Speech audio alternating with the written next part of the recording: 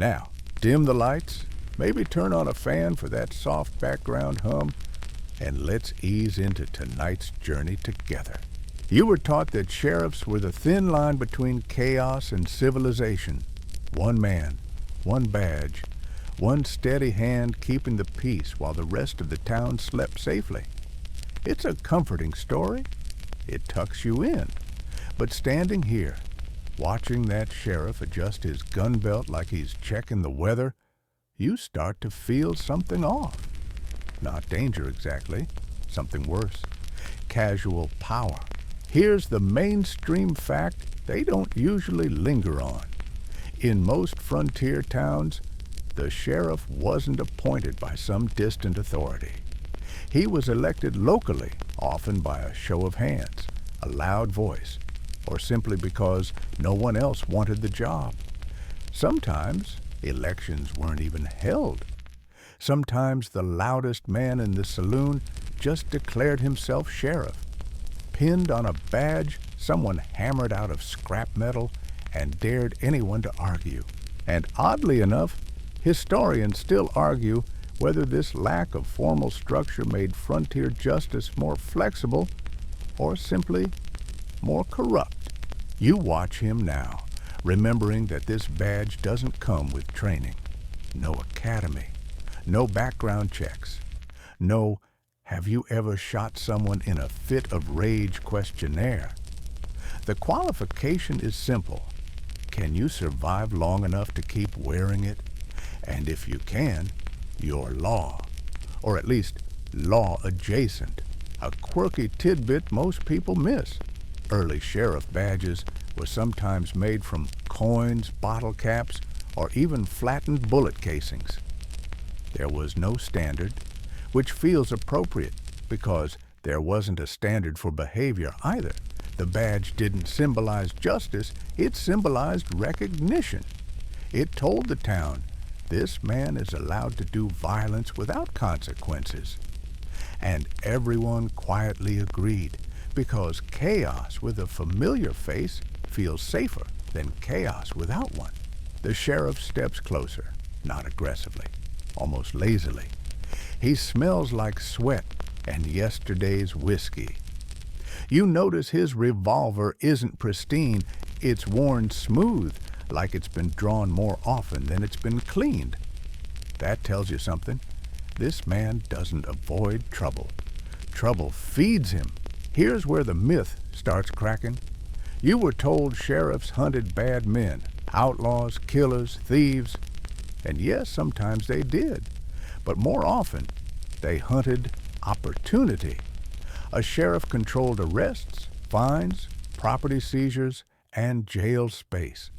That meant he controlled who lost land, who lost cattle, who mysteriously couldn't pay a debt after a night in custody.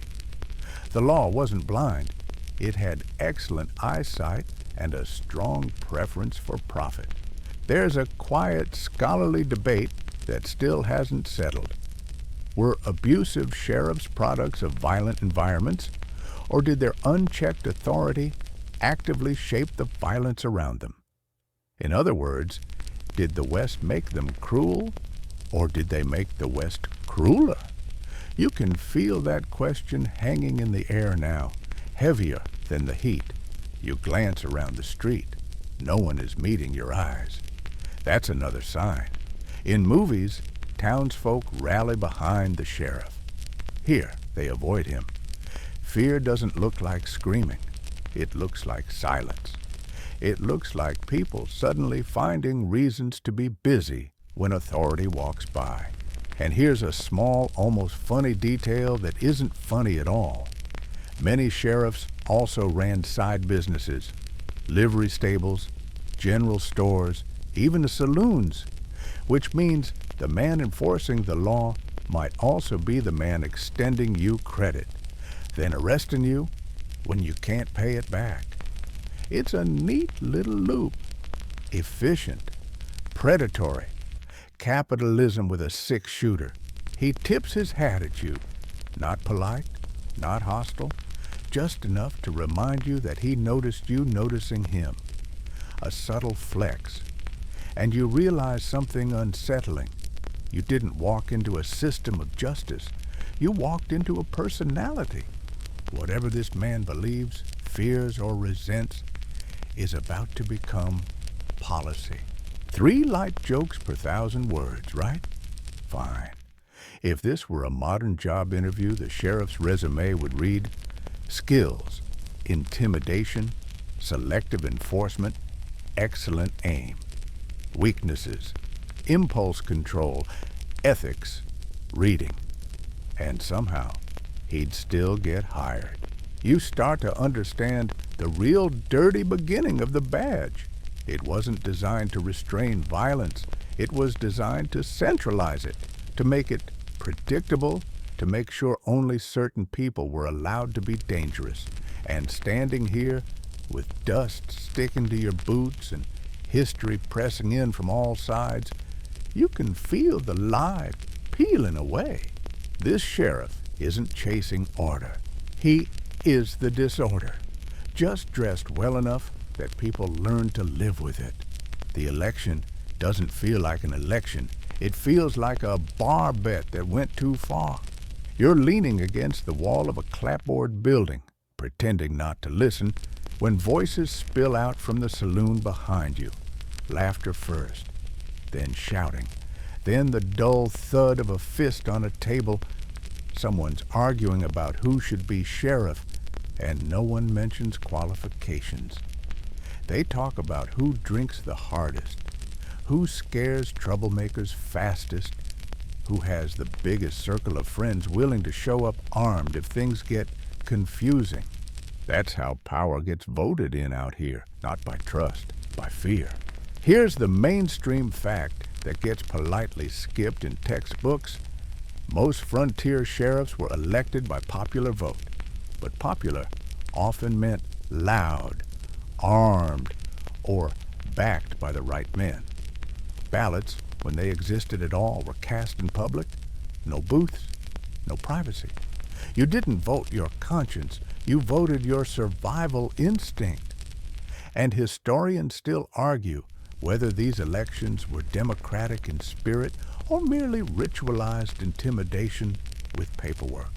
You imagine standing in line, neighbors watching, the candidate himself leaning nearby, hand resting casually on his gun.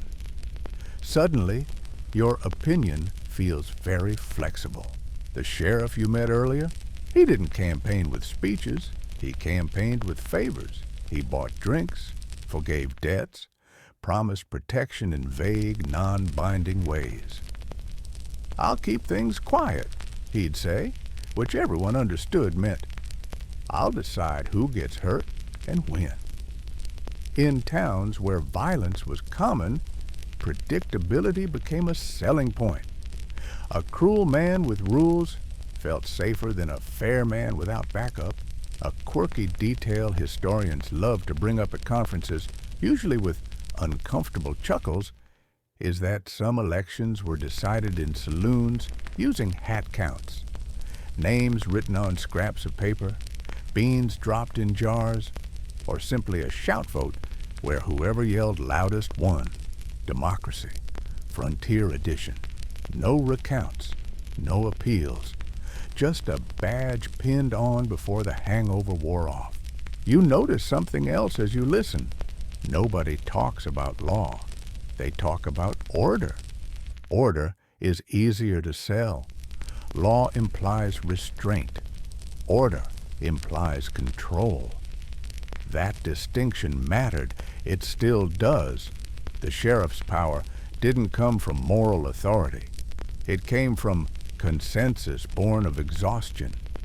People were tired of chaos, tired of theft, tired of sleeping with one eye open. And when someone offered to shoulder the burden, no matter how badly, they let him. Fear is an efficient recruiter. There's an ongoing scholarly debate that keeps resurfacing every few decades. Were frontier communities complicit in the abuses of their sheriffs, or were they hostages to circumstance? Some historians argue towns knowingly chose brutal men because they wanted brutal solutions. Others insist the lack of alternatives left citizens trapped between anarchy and authoritarianism. Standing here, listening to the muffled shouting, you suspect the answer is messier than either side wants to admit. You drift closer to the window, catching fragments of the argument. Someone mentions a rival candidate. Too soft, won't last, asks too many questions. Questions out here are liabilities. A sheriff who hesitates doesn't survive long. Or worse, he survives just long enough to be made an example of. And here's the part that feels almost modern. Once elected, sheriffs often controlled future elections. They oversaw polling places, counted votes, decided who was eligible. It's a tidy feedback loop. Power elects itself, then calls it legitimacy. If you're getting déjà vu, congratulations. You're paying attention. The sheriff steps into the street again, laughing with a man who looks like he lost a tooth arguing with a horse. They slap each other on the back. Allies, constituents, muscle. It's hard to tell where friendship ends and enforcement begins. Maybe there isn't a line. You realize that fear wasn't just a tool, it was the campaign platform. I can scare worse men than you, the badge says, and if I can scare them, I can scare you too. That unspoken promise carried more weight than any oath. Light joke number 2 sneaks in uninvited. If modern politicians ran like this, debates would be replaced with arm wrestling, and whoever flipped the table last would win office. Actually, never mind. Let's not finish that thought. The election ends the way these things usually do. Suddenly, a decision is declared. A cheer goes up, half-hearted, relieved. People disperse quickly like prey animals once the predator has chosen a direction. No one lingers to celebrate democracy. They just want to go home. And you understand now why the badge felt wrong the moment you saw it. It wasn't granted by trust. It was conceded under pressure. That kind of authority doesn't protect people. It teaches them to adapt. Fear didn't just elect the sheriff. Fear was the sheriff. You don't notice the land deals at first. They don't announce themselves. No gunshots, no shouting, just paper changing hands in rooms that smell like ink, dust, and stale coffee. The sheriff is there, not always front and center, but close enough that everyone remembers he exists. That's how it works. Quiet power doesn't need to raise its voice. Out here, land is everything. It's wealth, status, future, and survival, bundled into one dry, sunburned package. And here's the mainstream fact that slips past most campfire stories. Sheriffs were often responsible for enforcing property seizures, foreclosures, tax collections, and debt judgments. That meant they didn't just chase criminals, they decided who kept their homes. Historians still argue whether this authority was meant as a practical necessity or became an open invitation to exploitation. You walk past a notice nailed crookedly to a post. A name, a date, a parcel number. Someone failed to pay a debt.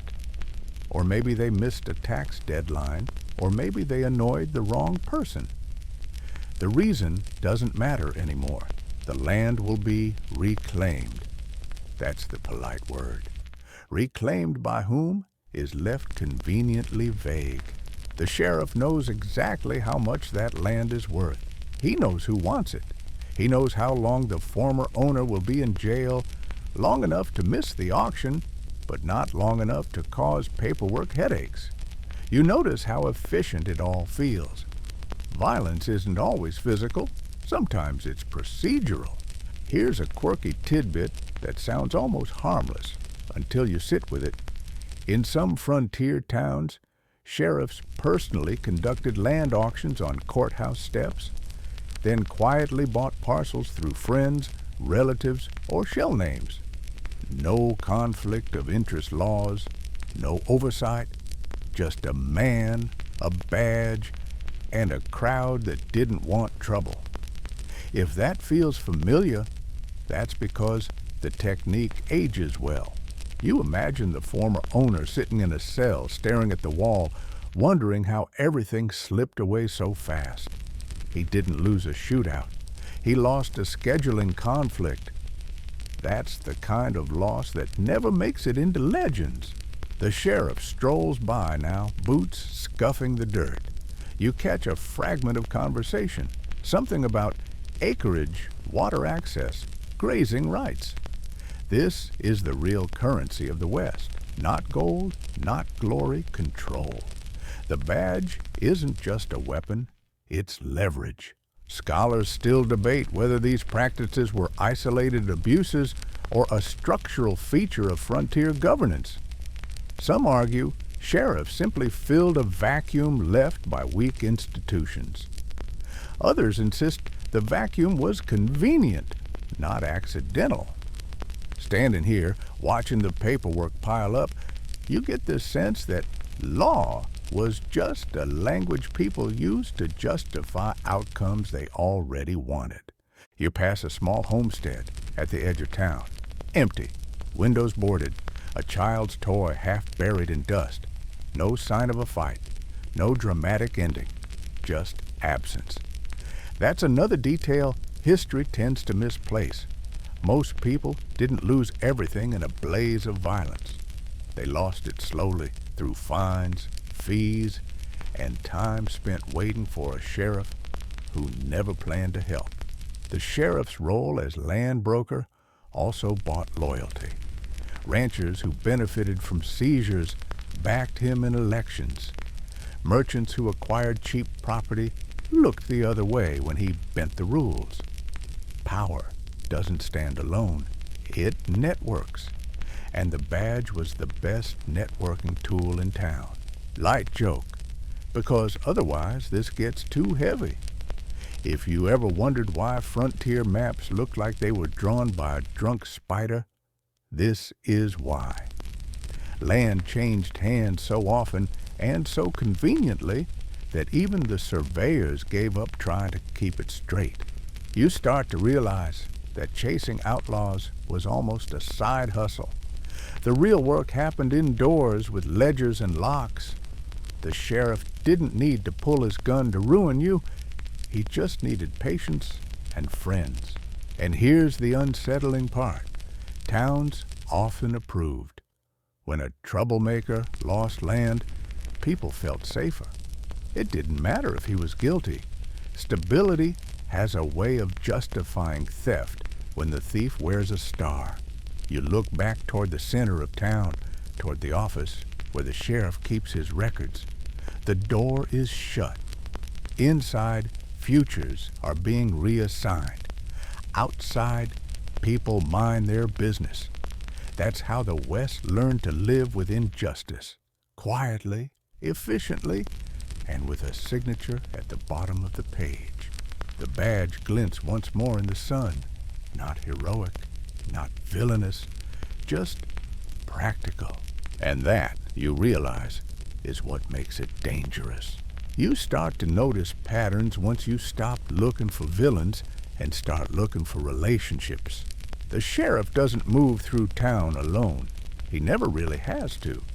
There's always someone nearby, laughing too loudly at his jokes, stepping aside a little too quickly, offering information before it's asked for.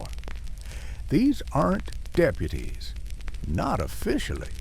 They're cousins, brothers-in-law, poker buddies, former cellmates who found redemption conveniently timed with the arrival of a badge.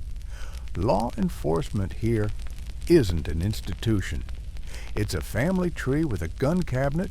Here's the mainstream fact that hides in plain sight. Frontier sheriffs routinely appointed deputies without oversight, often selecting friends or relatives There were no standardized qualifications, no fixed limits. If the sheriff trusted you or owed you, you were in. Historians still argue whether this informal system was necessary for survival in isolated towns or whether it guaranteed abuse by design. You watch a man you recognize from the saloon earlier swagger down the street, hand resting on a borrowed revolver, badge pinned at a crooked angle. Deputy, apparently. Yesterday, he was a gambler with a temper. Today, he's the law's extended arm. The transition is seamless, almost suspiciously so. A quirky tidbit that sounds almost charming until you think about it too long. In some towns, deputy badges were literally loaned out for the day. A sheriff would pin a star on a trusted man before a raid or arrest, then take it back afterward like a coat borrowed for bad weather. Authority wasn't permanent. It was situational. That flexibility made enforcement fast. It also made accountability impossible. You start to understand how favors turn into policy. A friend's cattle go missing. The sheriff investigates thoroughly. A stranger's cattle vanish. Tragic. Probably rustlers. Nothing to be done. Justice isn't blind. It has a guest list. The sheriff pauses to chat with a shopkeeper, leaning in close, voice low. You don't hear the words, but you catch the rhythm. Familiar, comfortable. This isn't a warning, it's coordination. You remember the land auction from earlier and realize how these networks support it. Paperwork needs witnesses. Auctions need bidders. Silence needs agreement. There's a scholarly debate that circles this behavior endlessly. Did nepotism weaken frontier law enforcement? Or was it the only way to maintain order where trust was scarce? Some historians argue family loyalty ensured reliability in violent environments. Others counter that it replaced justice with clan rule. Standing here, watching a deputy shake down a man who clearly owes someone money, you suspect loyalty doesn't care much about fairness. You pass by the jailhouse. Inside, a few men sit quietly, hats pulled low, eyes tired. One of them locks eyes with you for a moment, then looks away. You wonder who arrested him, a trained officer, or someone who owed the sheriff a favor and needed to repay it with muscle. Light joke, because your brain needs a breather. If modern offices ran like this, your manager would promote their drinking buddy, demote the intern, and call it streamlining operations. Actually, never mind. That might hit too close to home. The real danger of these networks isn't just corruption, it's diffusion of responsibility. When everyone is connected, no one is accountable. If a deputy beats someone, it's the deputy's fault. If the deputy is family, it's complicated. If the sheriff approved it, it was necessary. If the town benefited, it's forgotten. Blame dissolves into familiarity. You start to feel how suffocating this web is. There's no appeal, no external authority. Complaining means complaining to someone's cousin or brother or employer or drinking partner. The law folds inward, protecting itself like a clenched fist. And here's the unsettling realization creeping in. These relationships weren't hidden. They were obvious. Everyone knew, and everyone adapted. People learned who to talk to, who to avoid, who to pay. Survival wasn't about innocence, it was about navigation. The sheriff laughs somewhere behind you, a relaxed sound unbothered. He doesn't need to watch everything. His network does that for him. Eyes, ears, favors, debts. The badge is just the symbol. The real power is social. You walk on, feeling that familiar unease settle in again. Not fear exactly, resignation. This town doesn't run on justice. It runs on who knows whom. You expect violence to announce itself. A raised voice, shove, maybe the dramatic scrape of a chair on a saloon floor. But most of the sheriff's violence arrives smiling, conversational, almost friendly. That's what makes it linger in your thoughts later. You see it happen near the well. A man argues about a fine, nothing dramatic, just frustration leaking through cracked lips. The sheriff listens, nods, even chuckles once. Then, without changing his tone, he steps closer. Too close. His hand rests lightly on the man's shoulder, fingers digging in just enough to hurt. The message is clear, delivered softly. This conversation is over. Here's the mainstream fact people gloss over. Frontier sheriffs use physical force routinely, often without warrants, witnesses, or formal charges. Roughing someone up wasn't considered abuse, it was considered efficiency. Historians still argue whether this casual brutality kept violence from escalating or normalized it so thoroughly that no one remembered alternatives. The man backs down. Of course he does. Everyone's watching, pretending not to. That's another pattern you're starting to recognize. Violence here is public, but denial is communal.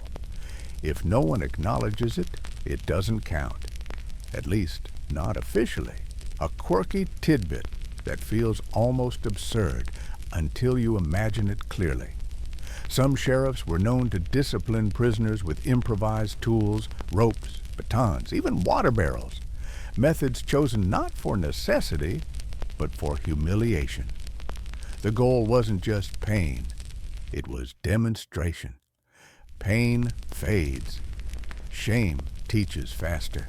You pass the saloon later and hear laughter. The sheriff's inside, telling a story.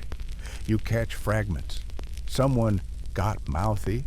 Someone else needed reminding. Punchline laughter follows. Violence becomes entertainment when the audience knows it's safe from being next. For now, there's an uncomfortable scholarly debate tied to moments like this. Did public brutality deter crime by reinforcing consequences? Or did it simply teach people to hide wrongdoing better? Some historians argue frontier towns were quieter because fear worked. Others suggest the silence masked deeper rot. Listening to the laughter, you suspect fear doesn't prevent crime. It just changes who commits it. The sheriff steps out, wiping his hands on a rag like he's finished fixing a wagon. No blood, no visible marks. That's intentional. He knows where to hit, how hard, when to stop. Experience teaches that, not law. You notice how relaxed he is afterward. Violence didn't cost him anything. No paperwork, no internal review, no sleepless nights. The badge absorbs the blame, leaving the man untouched. That's a dangerous kind of insulation. Light joke, because your brain begs for relief. If customer service ran like this, complaints would end instantly. Satisfaction surveys would mysteriously disappear, and everyone would agree things are much calmer now. Efficient, yes. Healthy? Let's not answer that out loud. What strikes you most isn't the cruelty, it's the ease. Violence here isn't explosive, it's procedural, part of the job, like collecting taxes or locking doors. And because it's routine, it rarely feels like a crisis. Just maintenance. You remember something you heard earlier, someone saying, "At least he keeps the peace." That phrase sticks with you now. Peace, apparently, is defined as the absence of complaints loud enough to matter. Broken ribs don't disturb the peace if they heal quietly. The sheriff catches your eye again. This time, there's no smile, just recognition. He's assessing, measuring, not as a threat, but as a variable. You feel a chill, not fear of immediate harm, but the awareness that harm here doesn't need a reason, only permission. You move on, understanding something essential now. Violence in this town isn't a failure of the system.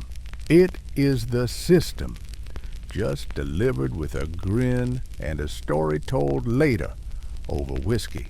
The wanted posters are crooked, sun-faded, and selective. You stop in front of one nailed to a post outside the jail.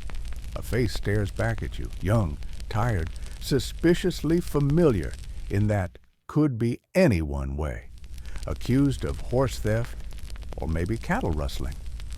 The details blur because they're meant to. What matters is that the man is wanted. That label does most of the work now. Here's the mainstream fact that sharpens the picture. Frontier manhunts were rarely systematic. Sheriffs chose targets based on visibility, convenience, and social standing. The most dangerous criminals weren't always the ones pursued, just the ones easiest to isolate. Historians still argue whether this selectivity was strategic pragmatism or moral failure disguised as efficiency. You notice who isn't on the wall. No wealthy ranchers, no railroad agents, no men with connections strong enough to complicate an arrest. Outlaws with friends in high places enjoy a remarkable level of invisibility. It's the drifters, migrants, and the chronically unlucky who get names and prices attached to their faces. A quirky tidbit you almost miss. Some sheriffs reuse posters, scratching out names and rewriting charges. Ink was expensive. Justice was flexible. One face, multiple crimes, depending on the week. The poster wasn't evidence. It was a suggestion. You overhear a deputy talking about a posse forming at dawn. He sounds excited. Manhunts were social events, a chance to bond, to prove loyalty, to share risk in a way that felt heroic. The sheriff encourages it because a busy posse is a loyal posse, and loyalty, out here, is currency. There's a scholarly debate that lingers around these hunts. Did targeting minor criminals create a perception of safety that stabilized towns, or did it allow major threats to flourish unchecked? Some historians argue that chasing small fry prevented escalation. Others say it was deliberate misdirection. Justice theater designed to reassure the public while real power went unchallenged. You picture the man on the poster running, not because he's guilty. Maybe he is, maybe he isn't, but because stopping means facing a sheriff who doesn't need proof. The chase isn't about truth. It's about closure. Someone must be caught. Order demands a sacrifice. Light joke, because your nerves are humming now. If algorithms worked like this, you'd be banned online for forgetting a password while actual scammers get verified check marks. Efficiency is a strange god. The sheriff appears beside the poster, tapping it thoughtfully. He doesn't look angry. He looks bored. Boredom is dangerous in men with authority. It pushes them to manufacture excitement. A hunt breaks the monotony. You realize something unsettling. Most hunts end before they begin. The wanted man disappears, leaves town, changes his name. That's still a win for the sheriff. The goal isn't arrest, it's removal. Clean streets, empty questions. And when someone is caught, the story gets simplified. Resistance becomes aggression. Fear becomes guilt. The report writes itself. No one checks because no one wants to be next. You step back from the poster, the paper fluttering in a dry breeze. Justice here isn't blind, it's nearsighted.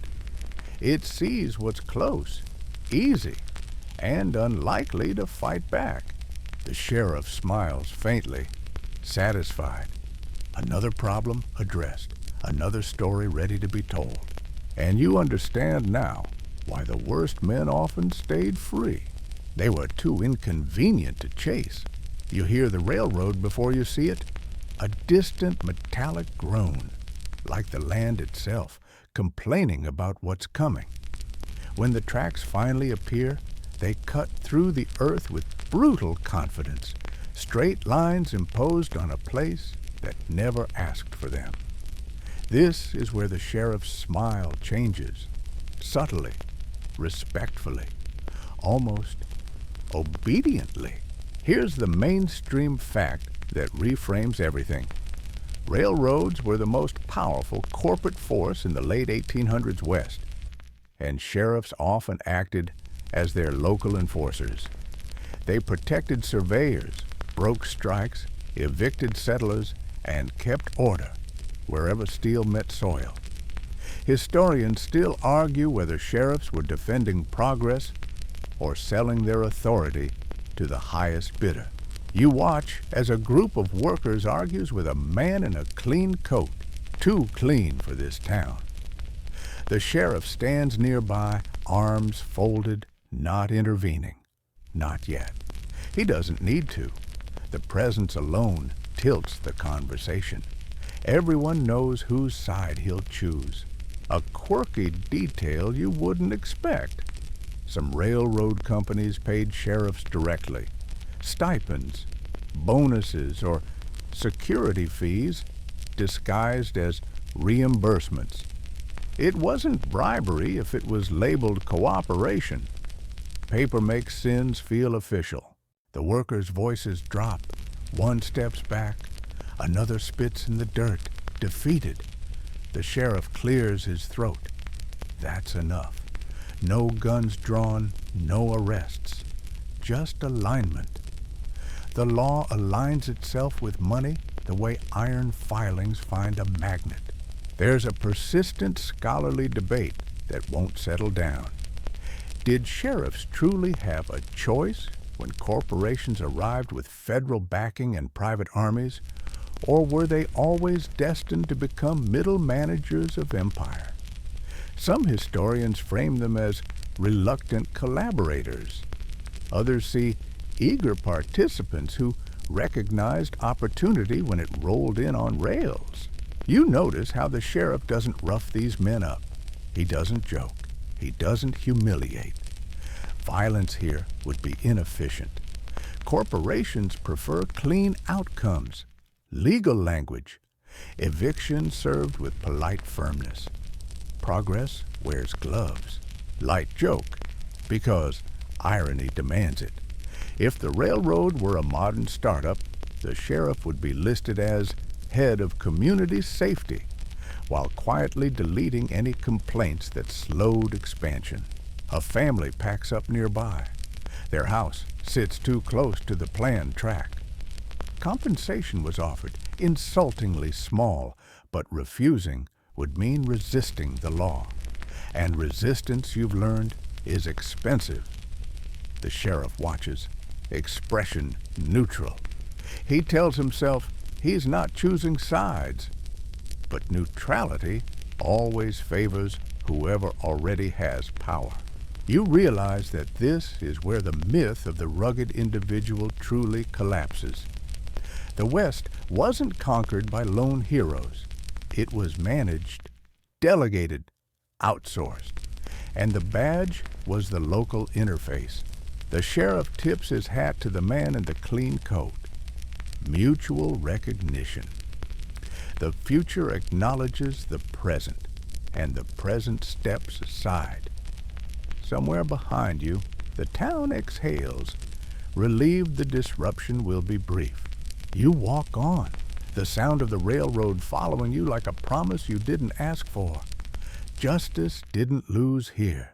It was quietly reassigned. You grew up on stories that made this part simple. One man, one badge, a quiet street at dusk. The sheriff steps into frame while the outlaw squints into the sun, already defeated by moral clarity and good lighting. You half expect a narrator to tell you who to root for.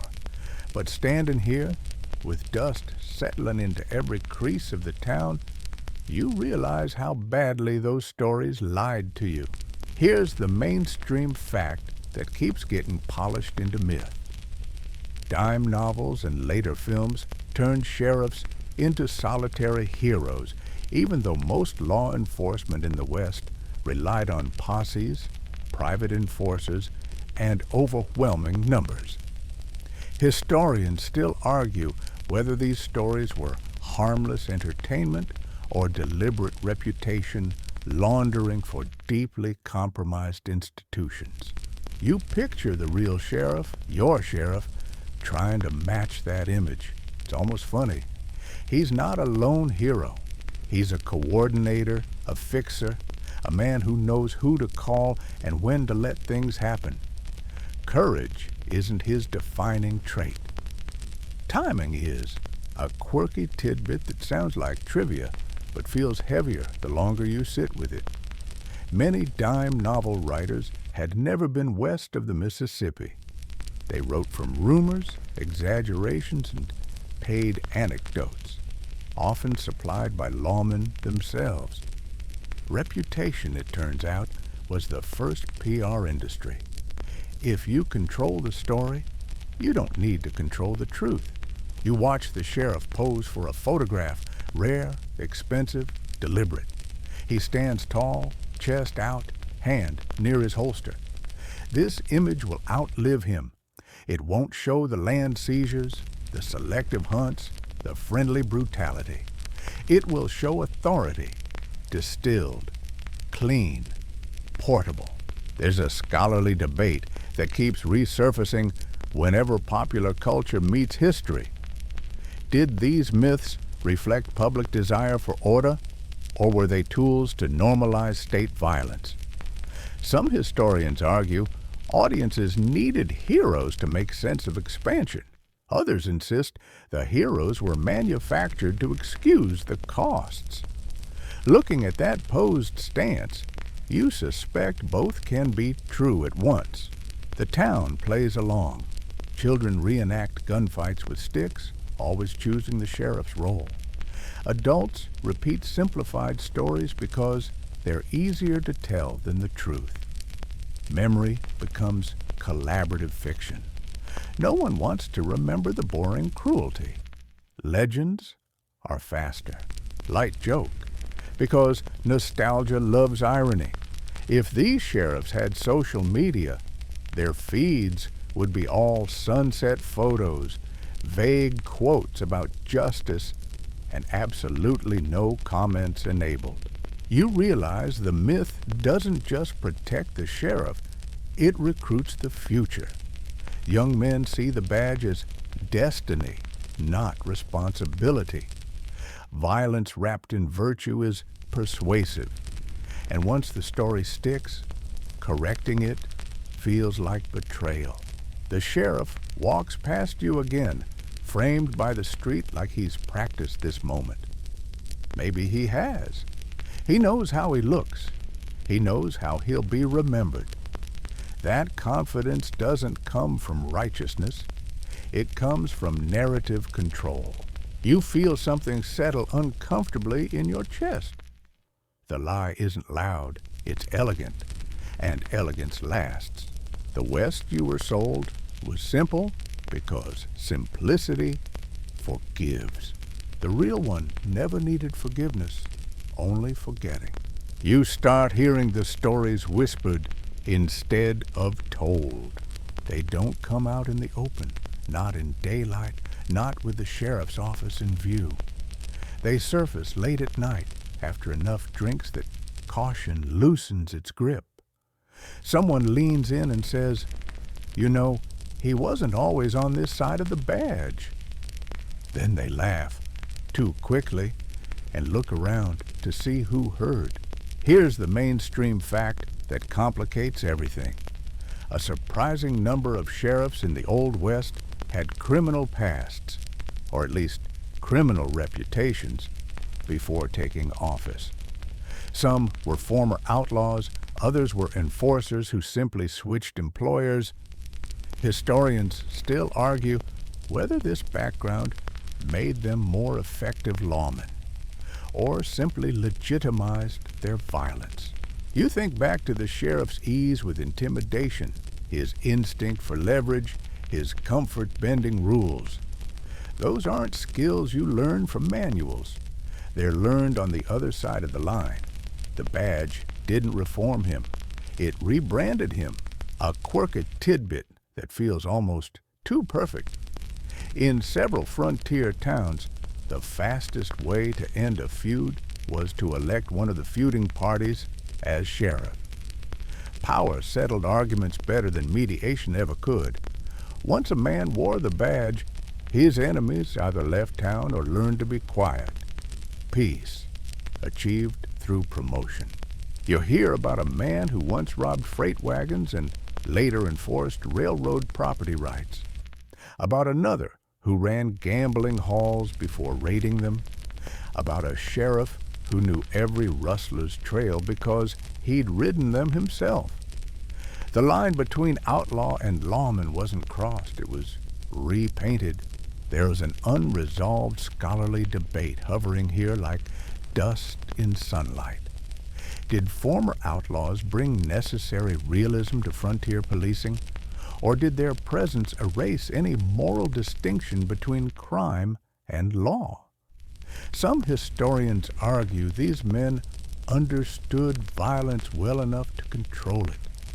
Others say they simply learned how to monopolize it. You watch the sheriff now, chatting easily with a deputy, laughing about something that doesn't sound funny.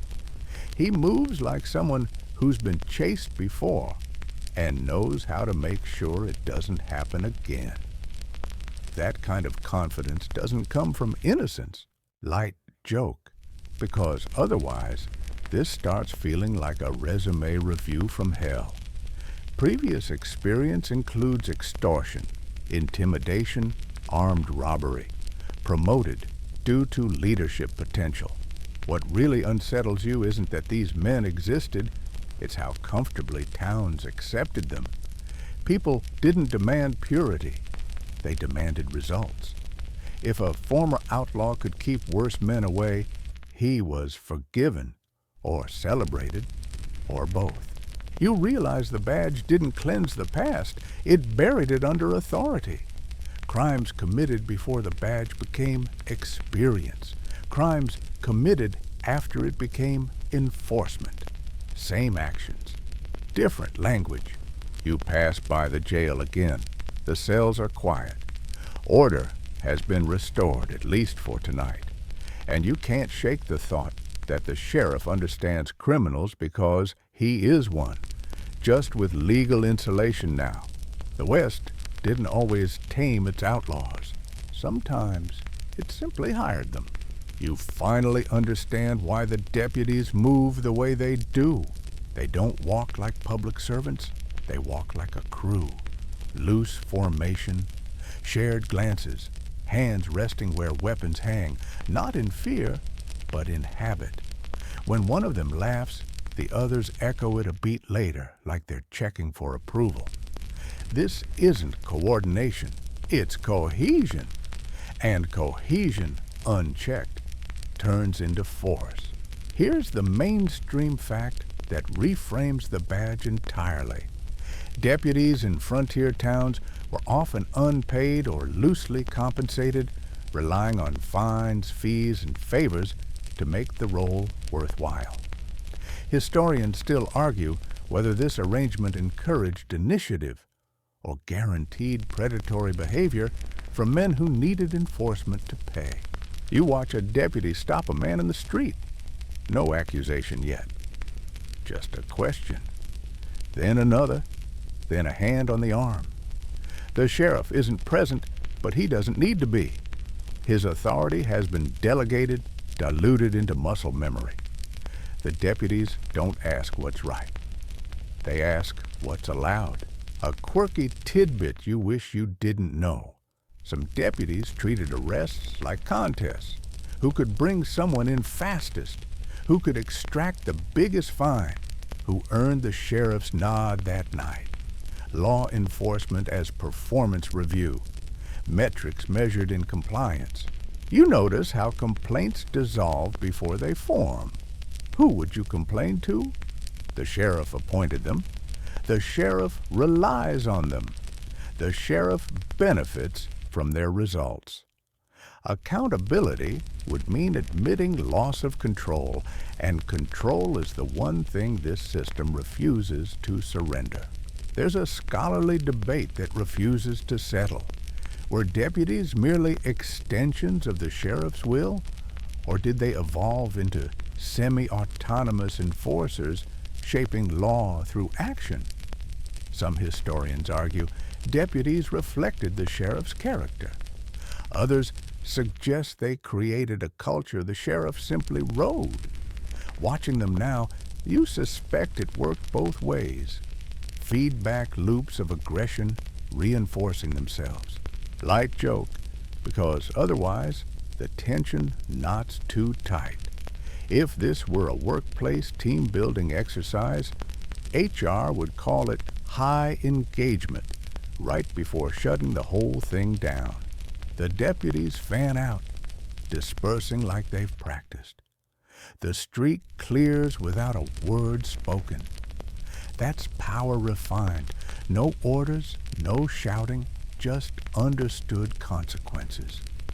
You feel the pressure even as an observer. Imagine living under it. The sheriff emerges at last, surveying the quiet with satisfaction. He didn't need to act. His deputies did that for him. Distance protects him. Plausible deniability keeps his hands clean. You realize something that clicks into place with a dull thud. Gangs rely on loyalty, shared rewards, and protection from consequences. So do these deputies. The difference is branding. One wears colors, the other wears stars. And in this town, the star carries more weight than any threat whispered in an alley. You notice the pattern long before anyone admits it out loud. Certain faces get stopped more often. Certain voices are asked to lower themselves. Certain bodies are searched with an ease that pretends to be routine. No announcement is made. No policy is written. The sheriff doesn't need to say a word. The system already knows who it's meant for. Here's the mainstream fact that history phrases gently: race, ethnicity, and class heavily influenced how frontier law was applied. Indigenous people, Chinese laborers, Mexican Americans, and poor white migrants were disproportionately arrested, fined, or expelled. Historians still argue whether this was a reflection of broader social prejudice or an intentional strategy to stabilize power by targeting those least able to resist. You watch a deputy stop a Chinese worker near the edge of town. The questions are sharper, the tone colder. Papers are demanded that no one else ever seems to need. The man complies quickly, eyes down, movements careful. He's learned the rules without ever being taught them. Survival education spreads fast when mistakes are punished publicly. A quirky tidbit that feels small but isn't. Some frontier jails kept separate fee schedules depending on who was arrested, different fines, different processing costs. Justice, itemized by identity. It didn't need to be written down. Everyone knew. You hear someone mutter, "That's just how it is." And the phrase lands heavier than any insult. It's not hatred you're hearing. It's resignation. A collective agreement to look away because looking too closely might invite attention. There's an ongoing scholarly debate that refuses to fade. Were minority groups targeted because they were perceived as threats, or were they labeled threats because targeting them worked? Some historians argue fear drove enforcement. Others suggest enforcement created the fear. Standing here, watching the interaction end with money changing hands, you suspect cause and effect collapsed into each other long ago. Light joke, because your chest tightens otherwise. If fairness were measured like frontier justice, the scale would come pre-tipped and everyone would swear it's just gravity. The sheriff passes by, barely glancing at the exchange. He doesn't need to intervene. The outcome was predictable. Predictability, you've learned, is the real goal. When people know what will happen to them, they adjust. They keep their heads down. They leave town.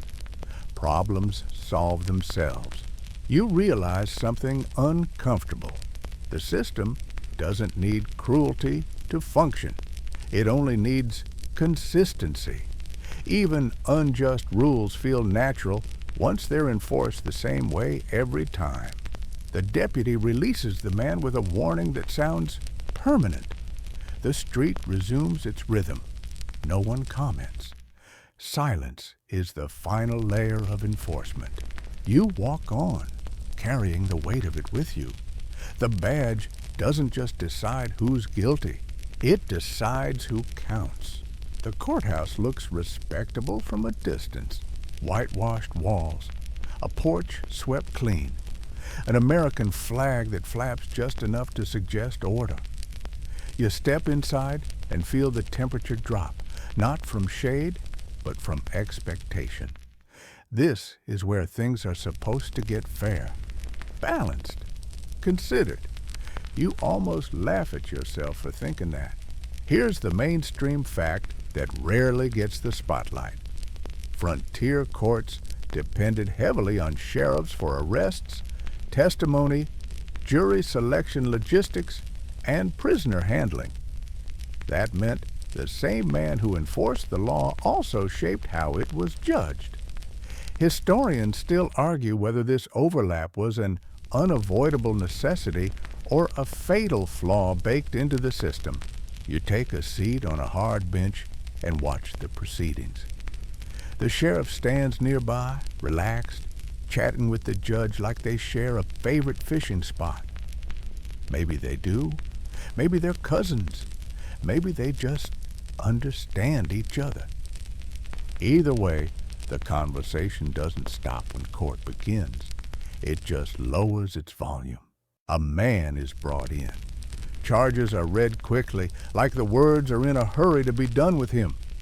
The sheriff testifies, calm, confident, no notes, no hesitation. You notice no one challenges him. Why would they? The sheriff's word carries weight not because it's accurate, but because it's familiar.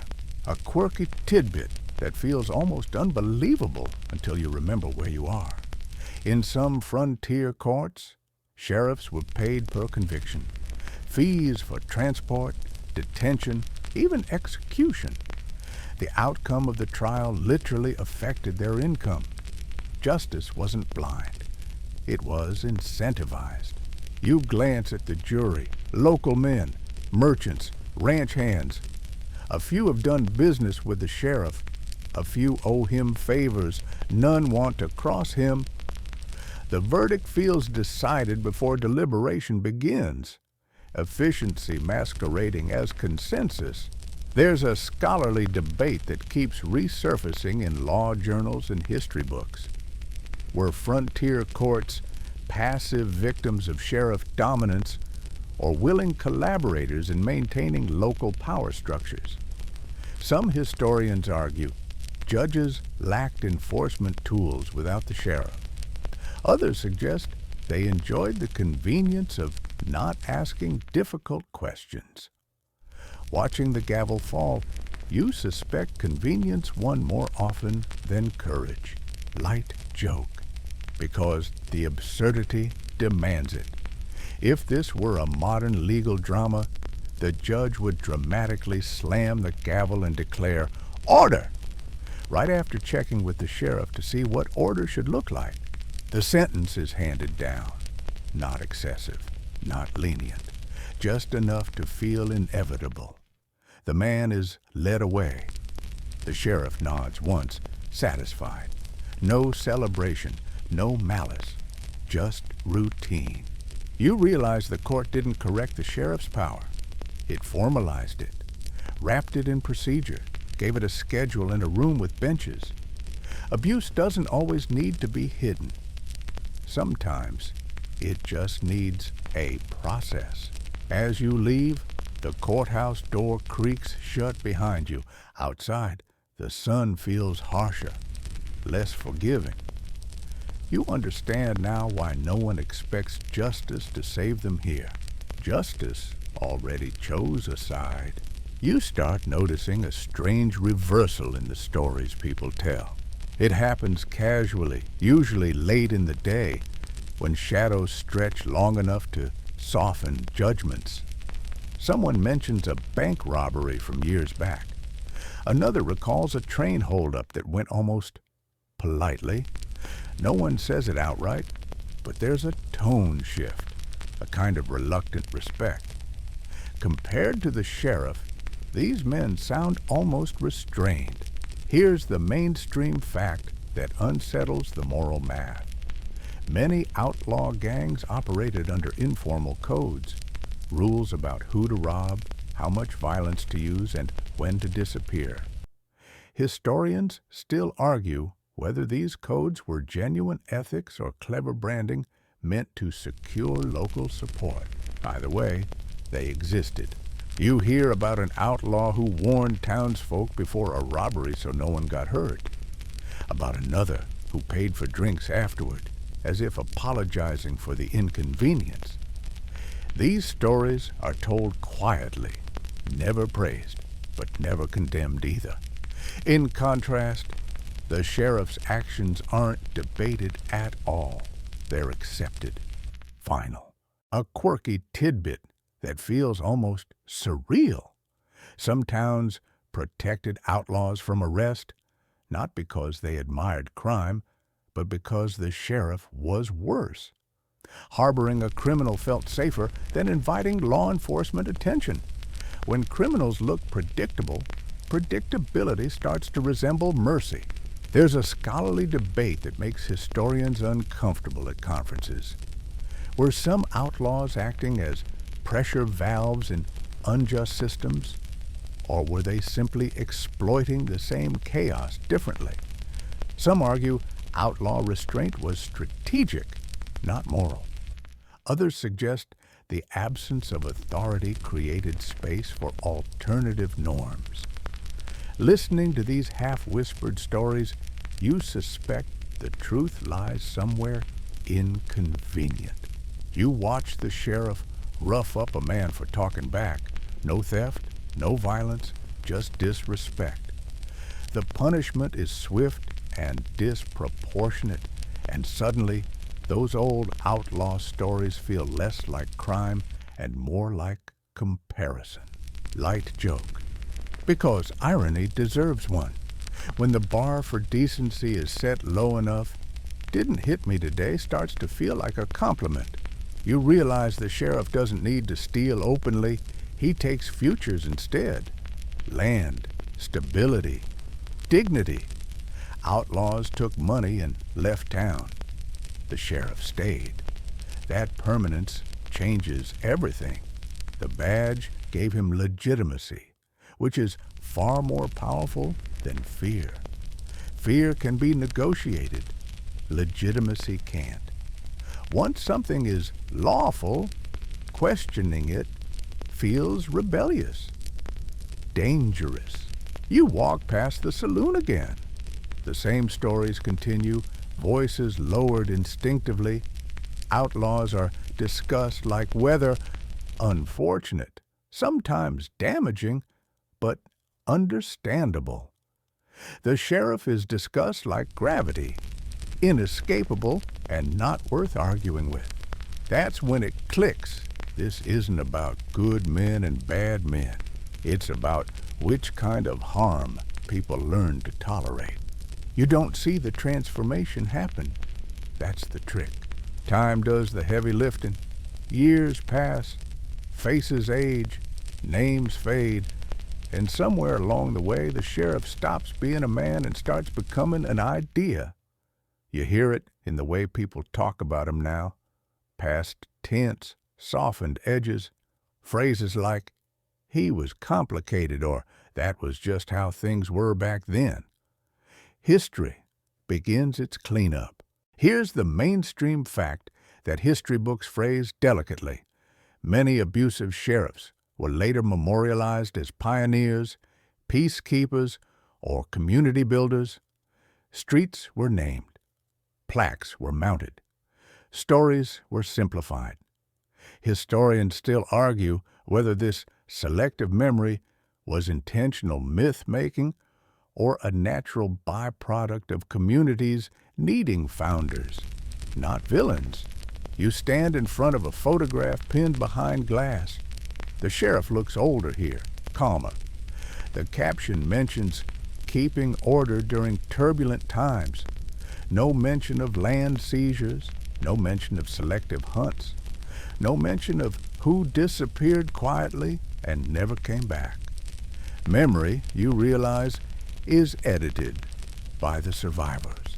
A quirky tidbit that feels almost gentle until you really think about it. Obituaries of frontier lawmen were often written by friends, colleagues, or former deputies. The same network that protected them in life curated their legacy in death. Reputation didn't end at the grave. It matured there. There's a scholarly debate that refuses to resolve cleanly. Is historical rehabilitation a form of forgiveness or a second injustice layered over the first? Some historians argue communities need simplified narratives to function. Others insist that smoothing over abuse perpetuates it, teaching future generations the wrong lessons. Standing here, reading the plaque, you feel the weight of what didn't make the cut. You imagine future children learning this version. The sheriff as protector, the badge as symbol of bravery, no room for nuance, no footnotes about who paid the price. Myths don't need accuracy, they need clarity. Light joke, because even discomfort has its limits. If history had an edit button, this town used crop instead of delete, trimming away anything that didn't look good in a frame. You notice how the town benefits from forgetting. Tourism likes clean stories. Civic pride prefers heroes. Admitting complexity feels like reopening wounds no one wants to explain to visitors.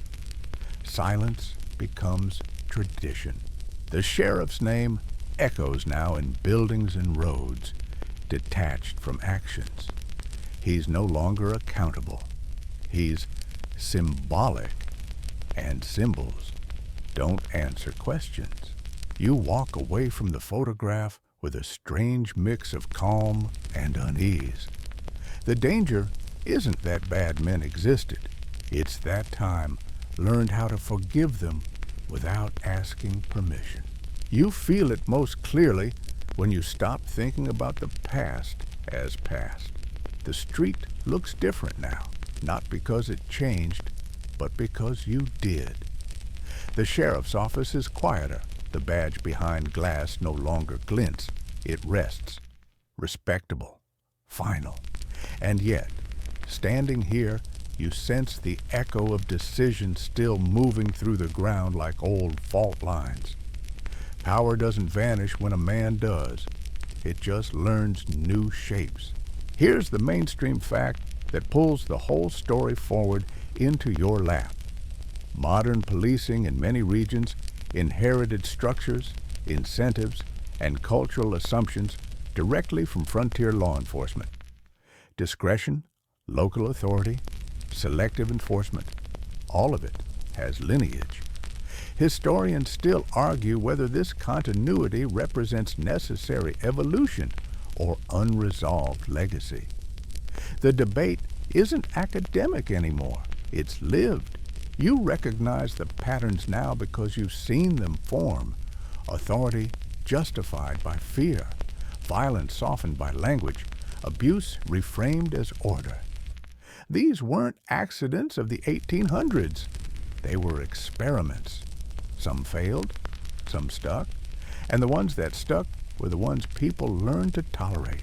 A quirky detail that feels uncomfortably modern. Even today, communities often defend powerful figures by pointing to stability they provided, not harm they caused. Things were worse before him. At least he kept control. The phrases haven't changed. Only the uniforms have. There's a scholarly debate that circles endlessly without landing. Can institutions born in violence ever fully shed it? Or do they simply refine it? Some historians argue reform is proof of progress. Others say reform often preserves the core by adjusting the surface. You don't know which side is right, but you know the question matters. You think back to the sheriff as a man, not a monster, not a caricature, just someone who learned that power worked best when it felt normal. That's the most dangerous lesson of all. Evil doesn't need rage. It needs routine, light joke. Because even now, your mind reaches for one. If history were a software update, this would be the part where it promises improved stability while quietly keeping the same bugs. You take a slow breath. The town hums softly around you. Life continues. It always does. That's how systems survive, by outlasting outrage, by waiting for people to get tired. And here's the quiet truth settling in as the sun dips lower. The reason this story still matters isn't because those sheriffs were uniquely bad. It's because they were effective. Effective enough that people accepted the cost. Effective enough that memory forgave them. Effective enough that parts of their logic still feel familiar. You don't leave this place angry. You leave it aware. Awareness doesn't fix things, but it changes what you tolerate. And sometimes that's where real endings begin. Now the pace slows, the street empties, footsteps fade, the air cools just enough to feel kind. The stories you heard loosen their grip, turning from tension into thought. You remind yourself that you're safe, here, now, listening. The past can't reach out and grab you. It can only whisper. You let the sheriff's shadow stretch and dissolve with the evening light, becoming just another shape that time absorbs. Breathing steadies, muscles soften. Whatever unease remains doesn't need solving tonight. You did the work of looking, that's enough for now. Sleep comes easier when the truth is named. This isn't the Wild West you saw in movies. This is the version they didn't want you to know. You're standing in the middle of a dusty street that smells like horse sweat, cheap tobacco, and something sour you can't quite place. The sun sits low but unforgiving, bouncing off windows that haven't been washed in years. Somewhere nearby, a piano is being abused, not played, abused. And you can already tell this town has opinions about outsiders, mostly negative ones. You shift your weight, boots crunching on grit and broken promises, and you notice the man watching you from the boardwalk. He's wearing a star on his chest. Tin, dull, slightly crooked. That's the sheriff. you probably won't survive this version of the West. Not because everyone's armed, though they are, but because the rules change depending on who's holding that badge. And right now, that man is smiling at you like he's already decided what kind of trouble you'll be. So, before you get comfortable, take a moment to like the video and subscribe, but only if you genuinely enjoy what I do here. And while you're at it, drop a comment telling me where you're listening from and what time it is there. Insomnia, afternoon boredom, or a late night spiral, we don't judge.